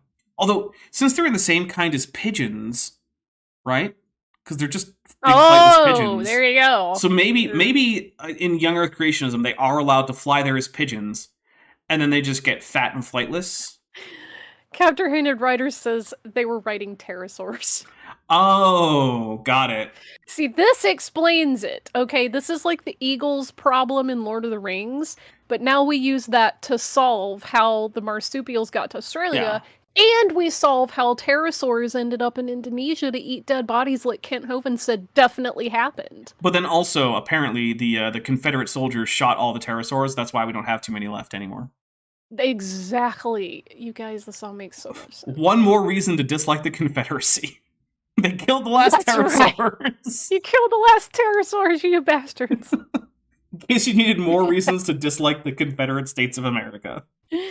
Kip said, this explains why Noah became a vintner. Flood confirmed! Yeah, there was time to grow grapes, not olives. Yeah, not olives, exactly. Although, what liquor do you make out of olives? I don't want to try it. Yeah. Ooh. Mm. They can nest it. There's a whole tree out there they can nest it. So when they came off the ark, what did they use for shelter? I don't know. The bones of the dead? These are very legit questions. The bones of the dead. That's metal. Yeah. Oh, wow. Well, you guys ever hear of cavemen? Guess what? When a whole bunch of water comes from underneath. Okay. They always lived in caves. Okay, immediately lived in caves. Sure, buddy. Okay, I'll be fair though. Like, there are handy pre-made shelters. I wouldn't be surprised if the whole narrative were actually true. That a lot of people then were like, "Oh, hey, look, I found a cave. I'm gonna put a house, or like that's where I'm gonna put my stuff now." I also want to caution you against building a fire at the mouth of a cave if you want to stay inside the cave. Mm. Maybe don't do that if you want to breathe. You know what? That's optional, I think. Oh no, it's eating that's optional. Breathing is mandatory. Okay, I forgot which way we go with the whole mat, like raw mat thing. Yeah, no, you have to breathe. You don't have to eat. In fact, if you don't eat, apparently, maybe you'll live forever. Maybe. This is something where I really... Wasn't it Plato that talked about a cave analogy? And I'm just like, dude, nobody's going to be doing anything with shadow puppets on the wall because they can't breathe. You built the fire at the mouth of the cave, you dork. I feel like you're looking way too much into the metaphor of the cave. No, man, because he was totally telling the real history of the world with Atlantis, so obviously the story about like, the hand puppets and the shadow creatures is real too, duh! Yeah, that's true. It must be literally true. It's the only way we can take stories from the ancient past as literal explanations for real things that actually happened, at least according to the authors. Saying. It's the only option. Be consistent. Well, yeah, but, Plato wasn't God-breathed. Only the scriptures were. No Theopnostos here, buddy. Yeah. You never mind the fact that the word scriptures there just means writings, and could very well include any writings you care to name. And also certainly did not mean the writings that Christians now consider to be the Bible, since, first of all, not all of them had been written, and second, there hadn't been any consensus about a canon for a Christian Bible. It just means whatever I want it to mean. Well, it probably means, like, the Septuagint, honestly. Anyway, Strawberry Job took place in China vein. It should have been Job took place. I've been saying Job took place in China because I'm an idiot. Yeah, I'm sorry. Should be Job. This whole time. Yeah. That makes more sense. Yeah, no, I'm definitely a smart guy, guys. I know what's up. Anyway, Strawberry Job took place in China vein for $10, says, what if Earth was flat before the flood, and the flood was so violent, catastrophic, gentle, and tranquil at the same time that it reshaped Earth into a sphere? Problem solved entirely scientifically. So that explains why, like, in Genesis 1, and throughout most of Genesis, Earth is described like it's a flat disk supported by pillars with a dome over it. But then the flood comes, and oh no, we've curved out the Earth. Oh man, we melted it into a ball. Yeah, I mean, hey, sure, why not? Why they resorted to caves? God, what? As if I needed another reason. Kip Davis said that Myth Vision and Gnostic Informant are on this weird, annoying kick about how Plato inspired the Torah. Kill me. Yeah, just kill me too, because wow, that's freaking dumb. I'm just gonna take a drink for that right now, because my goodness. Y'all, there's a lot of reasons why I don't watch those channels. I won't go into them, but I'm gonna add that to the list. Yeah. That's a long one. Look, there are shared themes between like Greek philosophers and the Torah, but that's more likely coming from the fact that all of these areas are under the influence from all of history of, like various trade networks and conversations. That's why in both like Afro-Asiatic and Indo-European mythologies you get things like chaos conf ideas and things like that. And also, of course, there's just the common human experience. Time just works backwards. It just works backwards, because stuff that was composed in like the Persian period was totally actually retroactively influenced by like the Hellenistic period. It's like when people say, time doesn't matter. It's like when people say, "Oh, Christianity was just based on the Mithras cults." It's like, I think you might have the temporal. My friend, that's That's not how time works, buddy. Well, then again, the temporal Cold War, maybe. That's a good point. Maybe that happened. That's a good point. Yeah, that's what's going on maybe there. Future. It's future guy. He's messing it all up. Mithras was actually a Suliban infiltrator. Who was? Yeah, that's actually what's happening right there. Mithras was a Suliban infiltrator. Incredible. Y'all, the niche jokes on this channel. I'm telling you. Somebody just started watching Enterprise Season 1 on your server, so they'll appreciate it. Oh, I didn't even know that was happening. Awesome. Yeah. We have a little section on that here in a minute. And it was made out of wood. Wood makes good, places to stay. Yes, cannibalizing the Ark is perfectly reasonable once you accept all the rest of this. I love. First, I'm going to take a drink because I don't get this. I notice a lot of times when trying to defend Noah's Ark, creationists start talking about things that, like, I can't imagine are anyone's real problem, right? Because if you think it's a problem, you can just think about it for a few minutes and be like, I guess that's fine, right? Like, where did people live after the Ark? Thinking. Like, who cares where people lived after the Ark? You've got so many more problems with this, right? I just don't get it. It's like, it reminds me of like Elon Musk talking about how don't worry about the trip to Mars. We're gonna have concerts. It's like, no, man, I'm not worried about the entertainment. I'm worried about the physical logistics of getting a ship there and fueled and keeping people alive. I'm not worried about your concert hall on your imaginary spaceship. You've got so many more problems before you get to that. And it's the same thing with this. It's like, well, could they have used the wood from the Ark to build houses out of? Dude, your Ark was just sitting in a ball of plasma for a year. You want to talk about that? No? You want to talk about whether or not people maybe could live in caves afterwards? Okay, sure. I'll grant you all of that. Can we talk about the actual problems with the Ark story? Because I guarantee you that not too many people would be convinced of the Ark story if only they knew what housing was like for Noah and his kids. That's the real question that's burning in everyone's bosoms is, man, where could Ham, Japheth, and Shem go live after the flood? I just don't know. Aster Ryu says for $9.99, see, it was a Krenim incursion. Oh, it was a Krenim incursion. It wasn't the Suliban. Oh. Okay. Plato originally lived in Acadia, but got hit with the incursion beam after the Year of Hell and was misplaced in Greece. With a Godzilla emoji. Okay, alright. But wouldn't that mean that when Janeway, like, basically erased the time ship from history, that would have undone that, and Plato would have gone back to Acadia? Or yeah, Akkad? I still say it's a Suliban infiltrator, because that temporal Cold War happened, like, chronologically way after Janeway. Okay, but also, what does that mean when it's a temporal Cold War? Can it really be said to happen before or after? Well, if you really want to know the answer, I suggest you just start listening to Time by Pink Floyd over and over. It'll make sense eventually. And you run and you run. I've actually seen people make like really long videos on YouTube to just try to make sense of time travel in Star Trek, and it never quite works.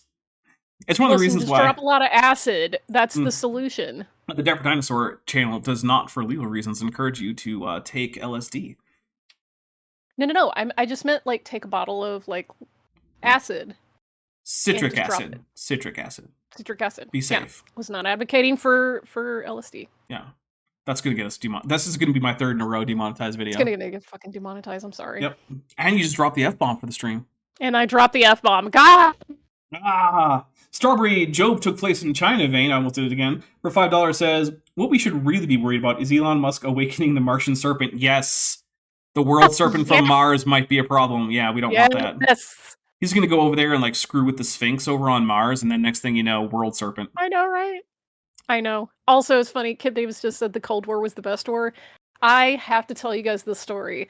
If I can find the photo, I'll post it. But I was on the bus, like, not super recently, but there was a guy with a baseball cap, and it said Cold War veteran, and it had, like, ribbon designs like one would get from, like, Vietnam or Korea or whatever. Okay, that's a little odd. It's this old-timer, and he was wearing it unironically. I mean, Cold War veteran. Look, if you did serve in the military during the Cold War, there are ribbons that you got. I mean, it is true. I just don't know why that, like... It's a weird choice. I'll just say that. It's a weird choice. You know? I could not get over that hat. Yeah. For 50 Argentinian pesos, Tiktaalik says, they just went live with the Egyptians for a while until they could get back on their...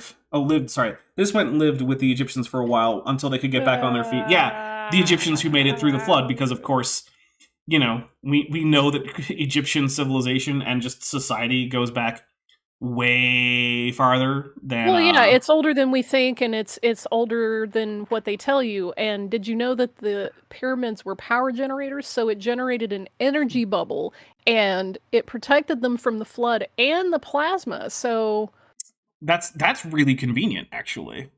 Yeah, I didn't know that a bunch of limestone stacked into a triangular shape could protect you from plasma. That's because they had casing stones on it. Duh. You know, they should have told the people in Halo about that, because a lot of people died from plasma burns from all those Covenant weapons in Halo, and if only they had had pyramids, that could have negated that whole thing. Only they had pyramids. See? Oh, man. Their loss. Actually, Halo does go into, like, the ancient aliens, but in some cases the ancient aliens are just humans, which I'm like, okay. And by humans, I mean, like, sometimes it's like Homo erectus, spacefaring Homo erectus. That's part of the Halo canon. Okay. Yeah, it's like, yeah, you know what? Sure, let's do it. Spacefaring Homo erectus, why not? Now, he was told to fill the whole Earth, so I don't think they would have built a permanent structure yet. You got to start somewhere, my guy. Right? Why wouldn't they? Like God's like, no, you have to move. Go. Shoot. Get out of here. Like, oh, okay. I mean, he did get pretty upset at the Tower of Babel that they weren't spreading out. So. Yeah, but that was like generations later, and the idea is supposed to be like the whole population. But like when the whole population that was is like 5 minutes later, man. Come on. But like when the population is like 8, do they really have to immediately spread to the corners of the Earth? That seems a little extreme. Yes. Hey, baby. Asteriu for $4.99 says, so the Giza pyramids were like Stargate Atlantis? Well, Atlantis? Yeah. Atlantis, yeah. I mean, heck, even in the Stargate universe, right? The whole Egyptian civilization was based on what, Goa'uld civilization? So, like, they went into the whole ancient alien things. And look who's reading your mind. There you go. Yeah, Mark Kondunian Singh for $2 says, I thought the Goa'uld built the pyramids. Yeah, see? Stargate, man. Yep. I just wish they didn't. I get why they did. I just wish they didn't immediately abandon the whole having a linguist premise, because that's one of the reasons I like the movie. Know. It was so fun, and they built like their own little like, oh, what if Egyptian was like updated and in a separate like planet and whatnot. Yeah, it was cool. I loved that, where he's trying to figure out like their specific development of Egyptian, and they're teaching him all the little vocabulary quirks. I loved that.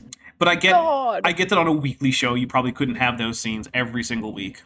Yeah, I guess. But you also couldn't be cool enough to have James Spader and Kurt Russell either, so I guess you gotta make concessions. Yeah, I mean, and baby James Spader, too. Baby James Spader. Like, he is so young. Yeah. I know. God, I had such a crush on him! I still do, but especially then. Good God. Wow. Once again, it's just because Noah was a faithful man. God said, go out and fill the whole earth. And so Yeah, but Noah's not having any more kids, man. It does not matter where Noah goes to fill the earth. It's not happening. he knew he couldn't stay there. Eventually, his family was going to have to move out, but they might have stayed there for a while. They had time to get drunk, so they got to stay. Had to have stayed for a little while Until they had some offspring, and then they started. Of course, we know that the Tower of Babel happened, and so they were still in one region at that time. So you tie all this stuff together, but I can't go into all of it because I want to keep it, fairly, keep it down to about an hour here of a presentation. Dude, you are already almost at an hour, and we still have like a half an hour left to go. You failed. So, life changes. I closed my Bible. I forgot. I got to read from chapter 9. Oh, good. Genesis. So, I got to take the time to look. And Jesse's going to be real nice and edit this out when he gives a chance. Spoiler alert, that didn't happen. Because Yeah. no one edited anything in this video, near as I can tell. I always love it when someone's like, I'm going to edit this out, and then it just doesn't happen. Yeah. Oh my god. I cannot believe Ugly German Truce actually did work on this.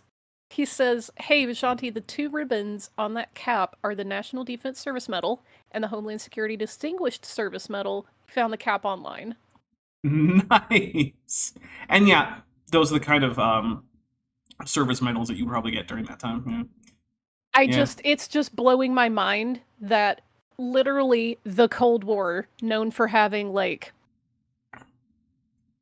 a lot of battles, would have like service ribbons. Hey, but whatever. I have the National Defense Service Medal. We called it the Happy Meal medal because 1, it has McDonald's colors, and 2, like everyone just gets one. Like, oh, did you complete boot camp? You officially have a National Defense Service Medal. Good job! Oh yeah, Kip's mentioning Arrival. That is also good for linguists and aliens. Yeah, no, that is really good. Great. Arrival is really cool. Finn, member for 3 months, and is at the ambient level, says, meat, Godzilla, pelagic tunicate, meat, lime meat. All right, well, thank you very much, and we will take a drink for that Godzilla. Meat. And yes, thank you, Strawberry Vein. You just looked up young James Spader and hot damn okay. Exactly. Exactly. Yeah. Wait, Strawberry, have you not seen the original Stargate movie? That's something you should watch.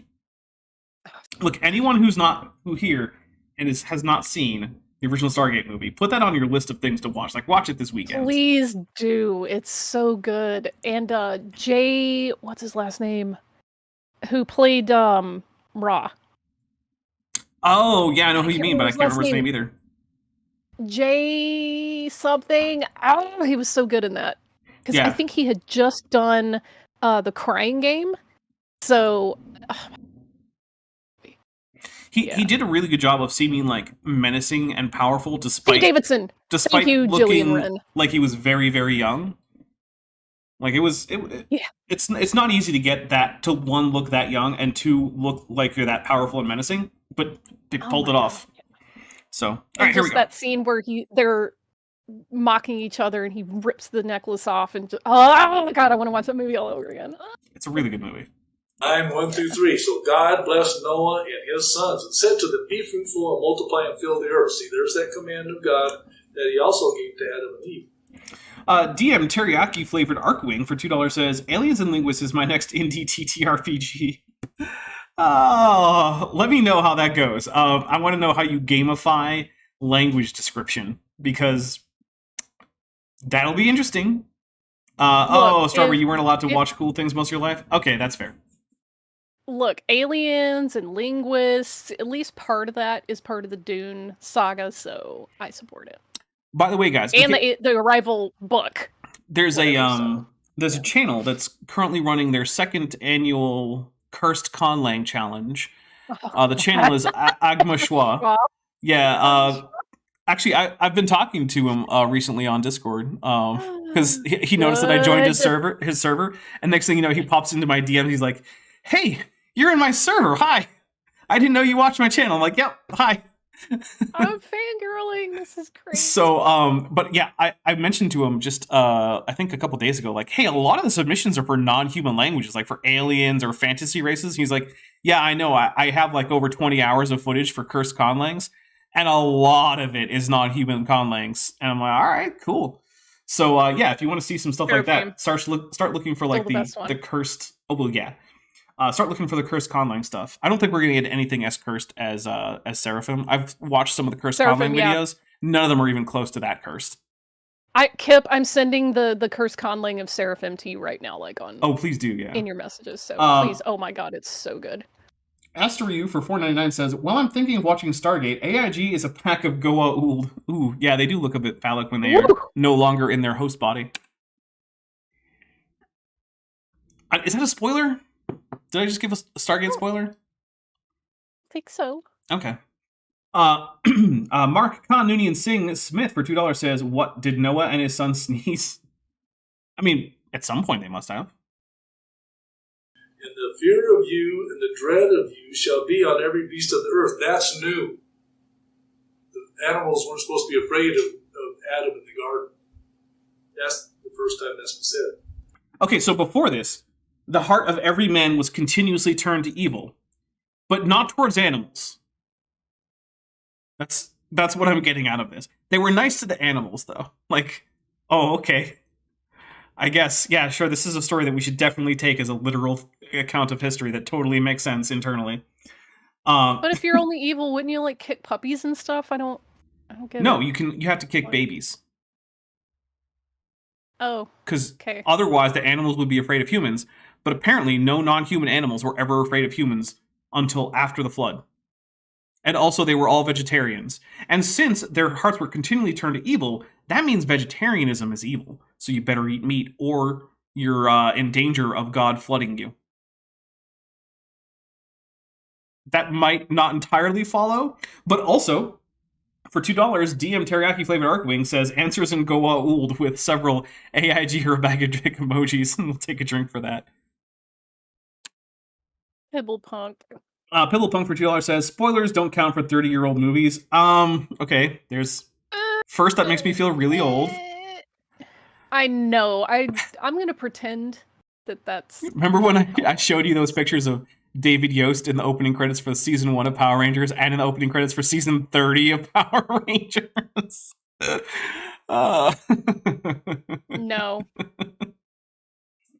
Yeah, Vishanti felt a little bit like the guy who chose wrong in Indiana Jones. I crumbled into dust. Yeah. Just right there. I just crumbled straight into dust and blew away in the wind. All we are is dust in the wind, dude. All right. Come on, Strawberry. That's a big spoiler. Snape kills Dumbledore. Maybe for the month of October, any videos I do, I should wear a different cosplay, because I have a lot of them. Yeah. Look, I have plans. Bill and Ted, like I did Ted Theodore Logan, so maybe I'll do that one. And then I have the Star Trek jumpsuit. Like, I have so many things. Nice. By the way, I already have plans for what's happening for October. It will be spooky, but if you really want to keep track of that in real time, you're going to have to be a member or a patron, because all the October videos that I do that are going to have a spooky theme, they're not going to come out until, like, I don't know, March or something. So... Amazing. Yeah. Like, I already thought about this. I'm like, how do I do an October thing if everything's just going to come out in March? And I already know it's coming out in October, and it's not very spooky. And the answer is, it's just going to be spooky for the people who support. You know? That's fine. That's fine by me. And on every bird of the air and on all that move on the earth and on all the fish of the sea, they are given into your hand. All of them, or just the clean ones? Because we already established that there was a distinction between the clean ones and the non-clean ones. It's almost like fish? Maybe... Did fish go on the ark, though? No, but God is just talking about what things you can eat now. Okay. But what I want to emphasize there is, it's like, this is not a text, like Genesis is not a text that was coherently compiled or not written by a single author to make sense as a whole text, right? It is very obviously compiled from multiple sources, which is one of the reasons why it doesn't all really make sense if you take it literally all together. Sean and the East Tim Unk for $5. Goodness. I think I might have created like a subgenre of East Tim kink by making that video that's on early access right now. Hey, So you know what? That's funny. okay. Says, I know all about the pyramids generating electricity. I also know what is on the bag that is AIG. Take a drink for that, because I know too. Okay, here we go. Every moving thing that lives shall be food for you. I have given you all things, even as the green herbs. So in Genesis 1:30 says you're going to eat this. So I guess that negates the whole that law is eternal, since if God gives all moving things to eat, that would include the non-clean animals, wouldn't it? This is one of the places that the idea of the Noahide laws come from, that there are certain strictures for non-Jews in terms of, like, quote-unquote eternal dietary law, and not eating blood and stuff, and abstaining from idolatry or whatever, but yeah. It does seem to be like, wait, there were clean animals, but then people can eat all of them, but then later on you can only eat clean animals, and it's like, wait, what? So The only way I can harmonize this is if the implication is supposed to be that only the clean animals were acceptable for sacrifice, but that any animal was acceptable for private dining. But God was like, okay, until you can... later when, yeah, like God's like, you can have escargot and pork chops. I want steak. hey, look, Kit brings up a good point. I think this also means we can eat babies. I mean, that is part of Rabbi the all Jonathan animals. Swift agrees. And now the earth is different. And now I you mean, can eat Jonathan animals. Swift, my bad. On my dinosaur presentation, Oh, he's got a dinosaur presentation, everybody. We're not doing that next, Oh, but if I can find it, it's going on the list of things to talk about. As long as the audio quality is Incredible. even... It's got to be a little bit better than this. I'm not going to do this much work to get this somebody little out of it. lubricated that freaking door hinge. My God. Ugh, yeah. why did Wow. dinosaurs become extinct? One reason, I think people wanted to go eat them. Because Well, I do enjoy some dinosaur meat. I will say, I had dinosaur meat for I lunch. do too. Yeah, I mean they are delicious. Also, Dinosaur eggs are pretty yummy too. yeah, I had dinosaur eggs last night. I think. Yeah, I made an egg sandwich for dinner with some Colby Jack cheese on it, on a toasted piece of bread. Cheese. But the bread is coated in all the same stuff as an everything bagel, which was really nice. Yeah. Yo. Yeah, it was like everything bagel bread sandwich Oh with my egg God, and cheese. Dora! Oh my God, I haven't seen Dora Naku in a while. Dora's said, now that is a Yes. proposal. Oh man, we get some of the best references in chat. Dora.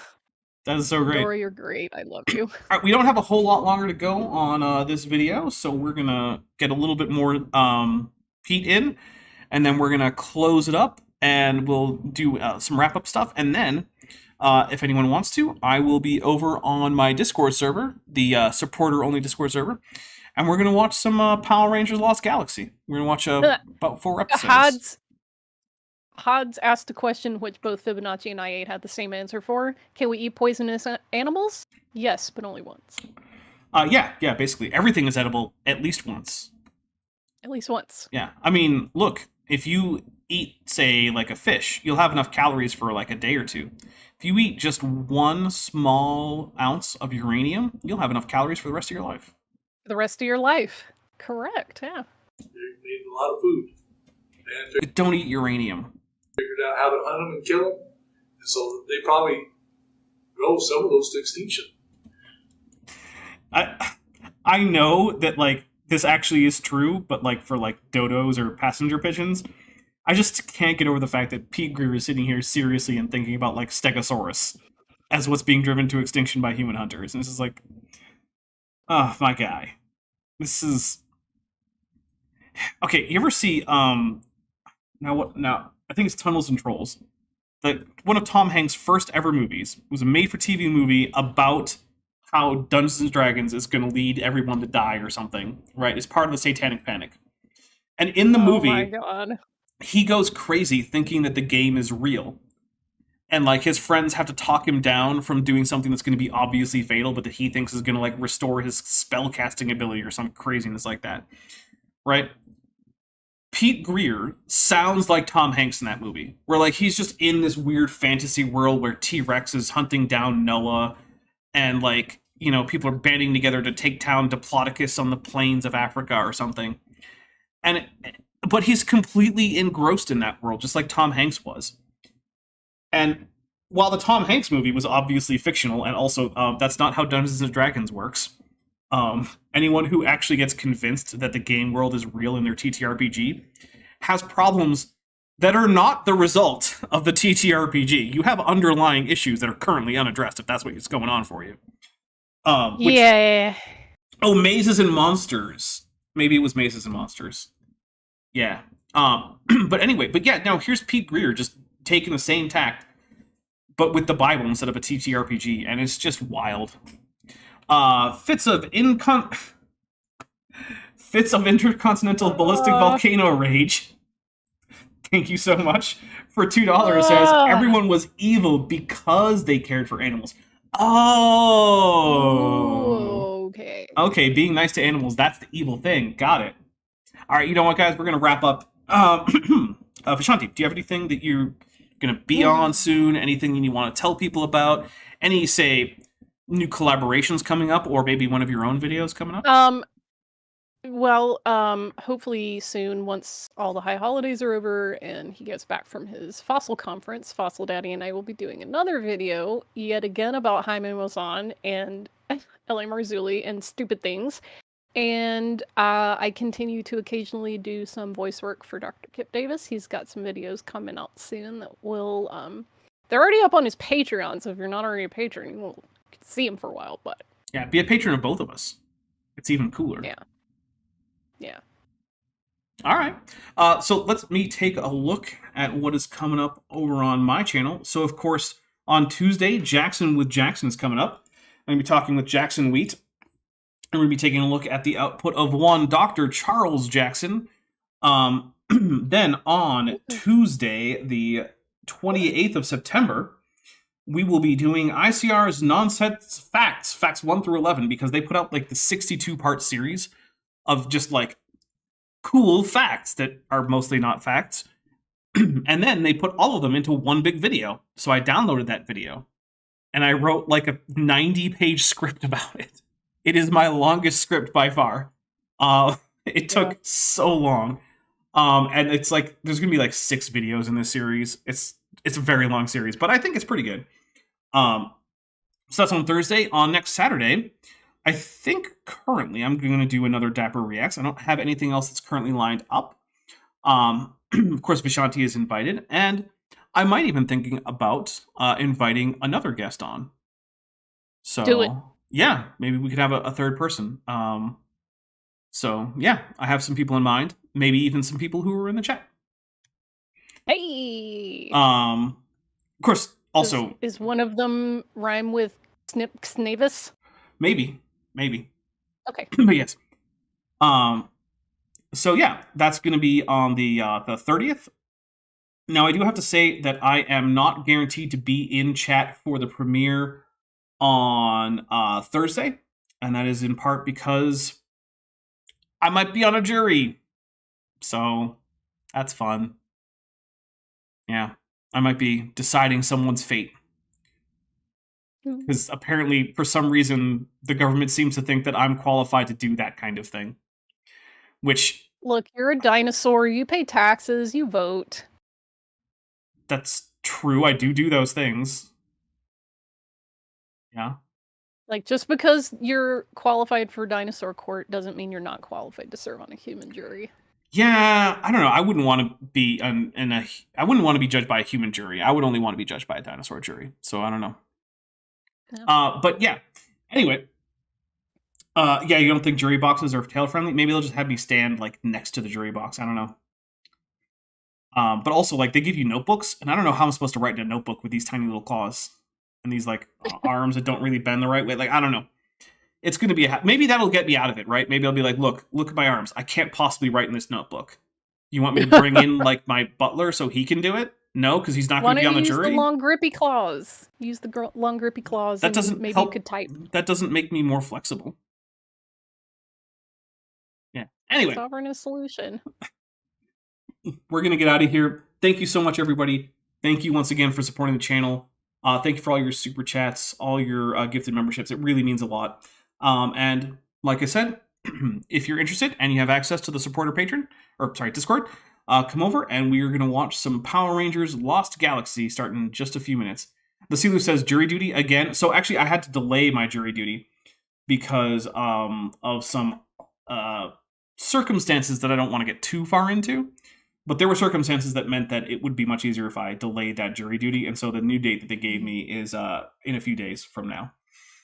So, yeah. But that came down to the wire. Like with Jillian Wren talking about Dinosaur Court. The verdict is... All right. See everybody. Oh, wait. For $5, Mark Khan Noonien Singh, just on the wire, says, and how can you hold a pen without 5 fingers? How many fingers is it? With 3? Yeah, you hold pens with 3 fingers, I think. That's how. Yeah. 2 fingers would be a problem, though. But I'm not a T-Rex. Yeah. So I have 3, more or less functional fingers. Tyrone Rex. And then I have a little stubby 4th finger that doesn't even have a claw. That doesn't really count. But yeah. All right.